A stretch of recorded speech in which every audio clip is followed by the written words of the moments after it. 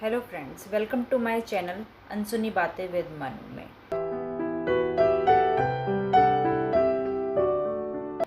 आज मैं आपको एक ऐसी वीरांगना के बारे में बताने जा रही हूँ जिनका हमारे देश की आज़ादी में उतना ही हाथ है जितना कि बाकी और वीरों का,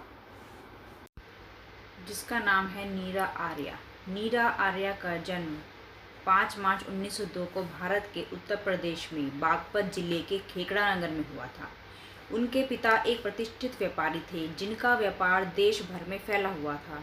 खासकर कलकत्ता में उनके व्यापार का मुख्य केंद्र था। नीरा आर्या हिंदी, अंग्रेजी, बंगाली के साथ साथ कई अन्य भाषाओं में भी प्रवीण थी।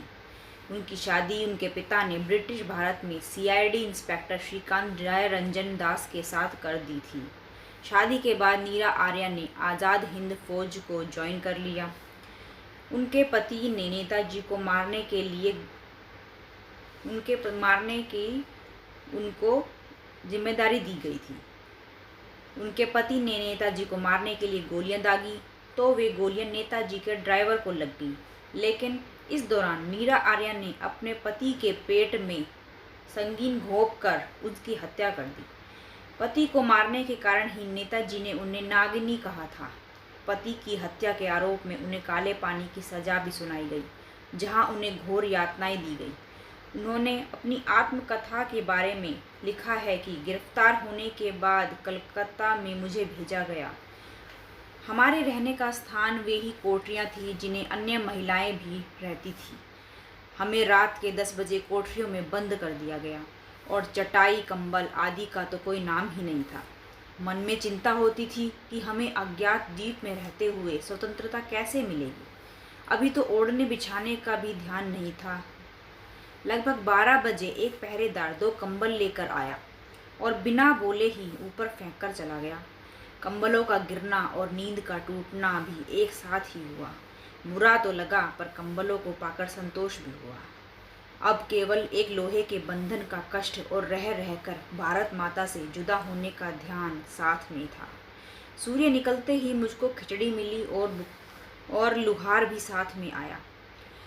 हाथ की सांकल काटते समय थोड़ा सा चमड़ा भी काटा, परंतु पैरों में से आड़ी बेड़ी काटते समय 2-3 बार हथौड़ी से पैरों की हड्डी को उसने जांचा कि कितनी पुष्ट है।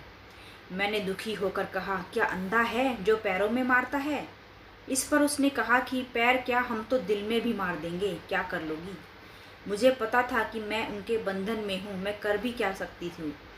फिर गुस्से में मैंने उनके ऊपर थूक दिया और कहा, औरतों की इज्जत करना सीखो।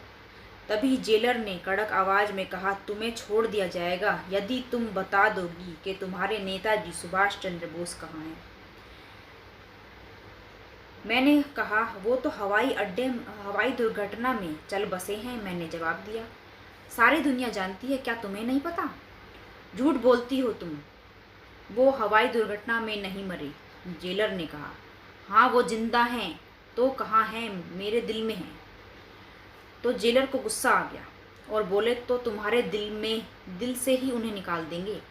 और फिर उन्होंने मेरे आंचल पर हाथ डाल दिया, मेरी आंगी को फाड़ते हुए फिर लुहार की ओर इशारा कर दिया।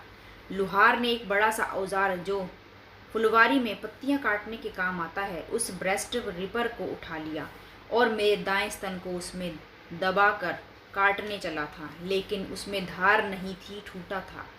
और स्तनों को दबाकर असहनीय पीड़ा देते हुए दूसरी तरफ से जेलर ने मेरी गर्दन पकड़ते हुए कहा कि अगर फिर से जवान लड़ाई तो तुम्हारे ये दोनों गुब्बारे छाती से अलग कर दिए जाएंगे। उसने फिर चिमटा नुमा हथियार मेरी नाक पर मारते हुए कहा, शुक्र करो हमारी महारानी विक्टोरिया का इसे आग से तपाया होता तो तुम्हारे दोनों स्तन पूरी तरह से उखाड़ दिए जाते।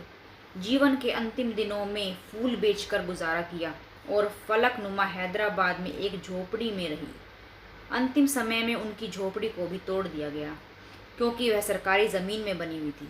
वृद्धावस्था में बीमारी की हालत में 4 मीनार के पास अस्पताल में 26 जुलाई 1998 में उनकी मौत हो गई। भारत माता की विवादित पेंटिंग पर MF हुसैन से उलझने वाले पत्रकार तेजपाल सिंह थामा ने अपने साथियों के साथ मिलकर उनका अंतिम संस्कार किया।